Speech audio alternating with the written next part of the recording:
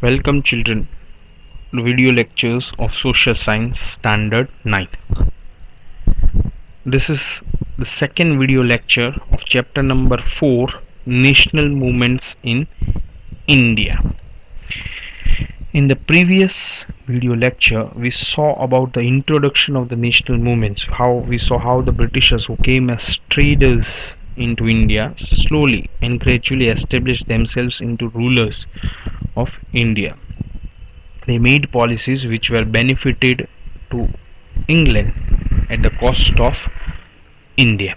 Okay. Second, the Great National Uprising. We saw about the revolt of 1857. What were the main reasons for it? Who were the main leaders included into it? What effects it took place? And what were the main reasons of the failure of the revolt? Why did the revolt fail? That also we saw into this particular paragraph. The next topic that we understood was boycott and indigenous movement. In that, the first movement that we understood was Bang Bang movement, which took place in 1905 when the Lord Curzon divided East and West Bengal into two parts on 16th of October 1905.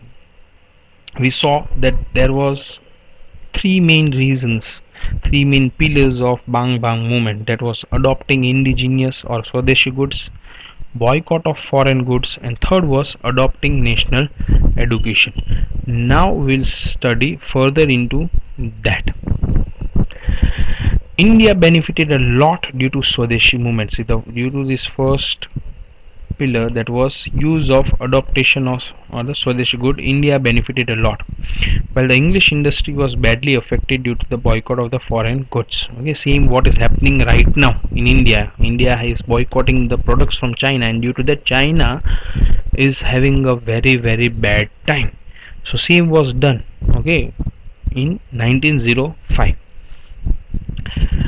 The clothes coming from Manchester stopped. Okay, sugar, shoes, cigarettes, tobacco, etc. imported from England also reduced, and the sale of cloth made in India increased. The things that were imported, that were coming from England, was stopped or reduced, and due to that, as we know that basically these Britishers were traders, so that reduced the amount of money that was flowing to England, and that made a great impact on the economy of England. On the other part, the clothes made in India increase. What is happening right now? Okay, people are boycotting the Chinese goods, but also they are supporting the goods that are made into India. Factories that made indigenous, means native, okay, or Indian goods were started. The effect of movement was felt in other provinces of India like Punjab, Uttar Pradesh, Madhya Pradesh, Mumbai, Madras, etc. So this effect, this flow which started from Bengal was now felt in other parts of India also. The echo of it, okay, the echo of Swadeshi movement was also felt in Gujarat too. So the echo was also felt in Gujarat. The echo of the movement also felt strongly in the British Parliament. See, it was also in the Parliament that within 6 months, that is in 1911, the division of Bengal was scrapped after rethinking by the Parliament. See, the British Parliament saw that it was a very bad step taken. They took this particular step to stop the nationalism, but it started affecting their financial stability also, and that's why just under a year, the division of Bengal was scrapped. Scrapped means it was nullified, it was cancelled. This was a memorable victory by the Indians, a victory of the relentless efforts of India. This was a notable victory of the new awakening of English against the English in India. Okay. Next we are going to study is about Muslim League. By adopting divide and rule policy, the English wanted to create a conflict between Hindus and Muslims. See, why did they divided Bengal? Because they wanted to divide Hindus and Muslims. The then Viceroy Lord Minto, who came after Lord Curzon, and the Indian Wazir, that is Diwan Morley, Okay, together planned to crush the national Indianism. Okay, now as they wanted to nullify it. Okay, so what did they do? Okay, they wanted to divide the politics of India also, and that's why they started the Muslim League. When the national fighter became strong, the English became favor the upper class Muslims. What they started doing is they started supporting the upper class Muslims. The English became successful in convincing a group of Muslims that they must form a Muslim organization to demand a separate voting rights and separate voting center. See, what did they do? How did they divide it? They convinced a group of Muslim who were upper class, rich people, that they should form a separate party. At that time, Congress was the main, Indian National Congress was one of the main parties of India. They said that instead of Congress, you should form a party which is exclusively for Muslims, and they should ask for separate voting rights and separate voting centers also. This was a way of dividing the Hindus and Muslims into politics. As a result, Muslim League was formed in 1906. Remember this date. Muslim League was formed in the year 1906, just after the division of Bengal in 1905. The religious head of Muslim Aga Khan, Nawab of Dhaka Salimullah, Viceroy Minto, and his personal minister Dunlop Smith had played an important role in the establishment of organization. See, these were the main leaders who formed Muslim League: Aga Khan, Salimullah, Viceroy Minto, and Dunlop Smith. These were the people who formed Muslim League into India. In order to stop the Muslims from attending the annual conferences of the Congress, okay, the annual conference of Muslim League was arranged on the same day as that of Congress. See, now what was done? Now Congress used to have annual meetings every year at different centers. So to stop people going into that particular meeting, what did Muslim League do? They kept their meeting on the same day. Okay, so a person cannot attend both the meetings, right? It was not possible for them to attend both the meetings, that it was, as it was kept on the same day, same time. So this was a cunning step taken by the Britishers and indirectly supported by the Muslims.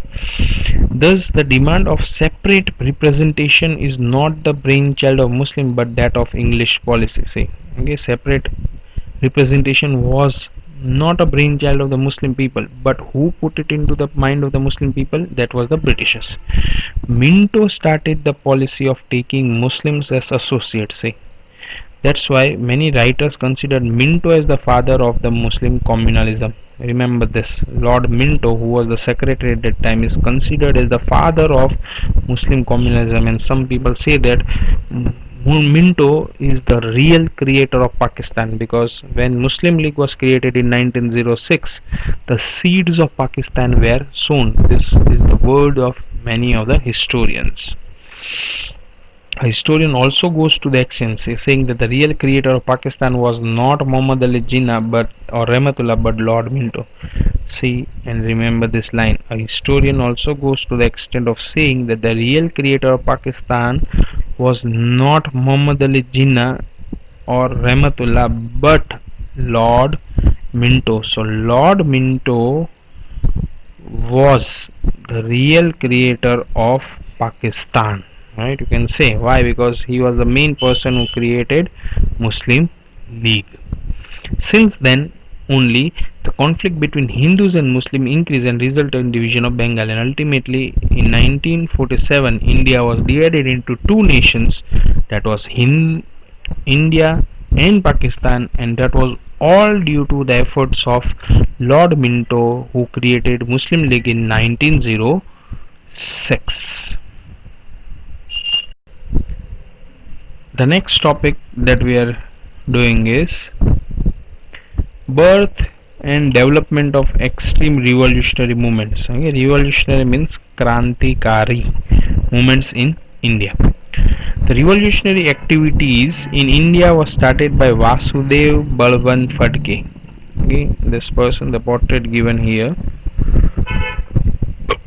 Revolutionaries like Damodar Chapkar, Bal Krishna Chapakar, Veer Savarkar, बरिंद्रनाथ Ghosh, Badri खुंदीराम Bose, Praful Chucky, Ram Prasad Bismil, Ashfaqulla Khan, Chandrashekhar Azad, Bhagat Singh, Shivram Rajguru, Sukhdev Batukeshwar Dutt, Roshan Singh. These were some of the revolutionaries, Krantikaris who laid their life for the mother India.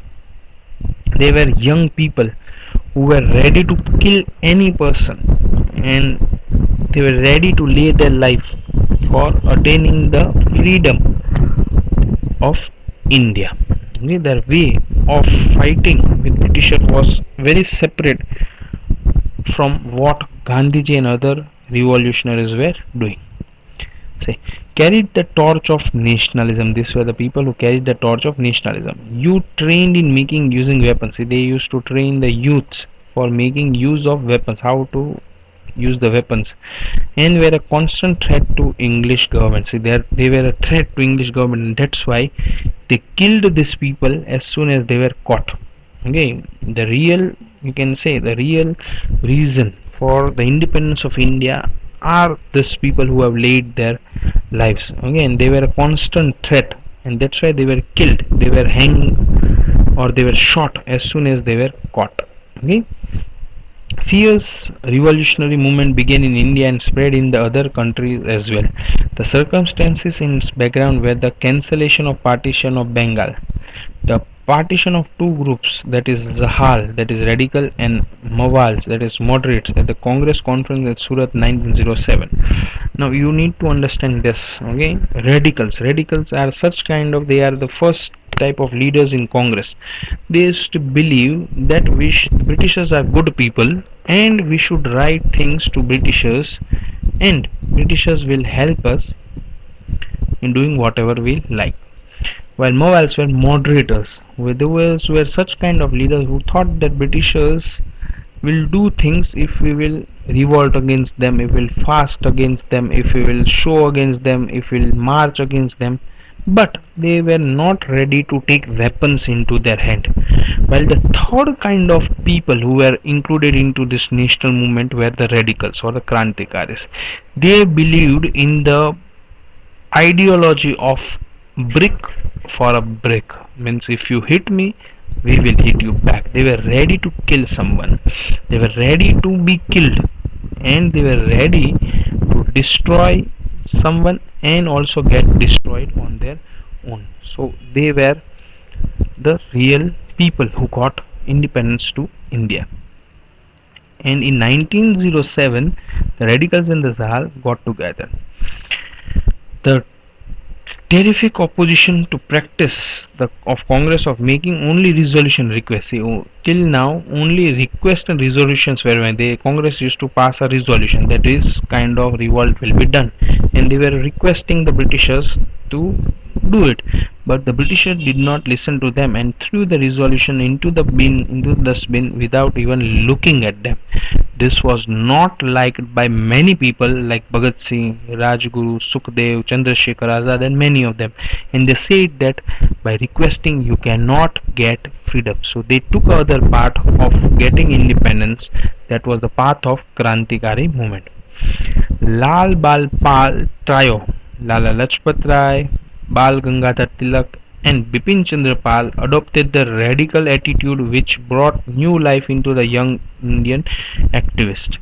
The lethargic policy of Indian National Congress got a solid turn, and due to this, the lethargic policy, the lazy policy which was followed by the Indian National Congress at that time, got a new turn after the introduction, after the entering of this youth into the national movement. This was the people who got into the national movement just to die for their country. They were ready to sacrifice their life, they were ready to sacrifice their youth, they were ready to sacrifice their career for the freedom of the nation, without thinking, without even a single thought about what will happen to their families, what will happen to their loved ones, what will happen if they will do such kind of act. They were only and only thinking about the country. They were only the one thought that always roam in their mind was freedom of India from the Britishers in any way, even if that took the lives of these people. And that's why Bhagat Singh, Rajguru, Sukhdev, Chandrasekhar Azad, Batukeshwar Dutt, all these people are even today respected a lot by each and every person in India. We'll continue into the next lecture.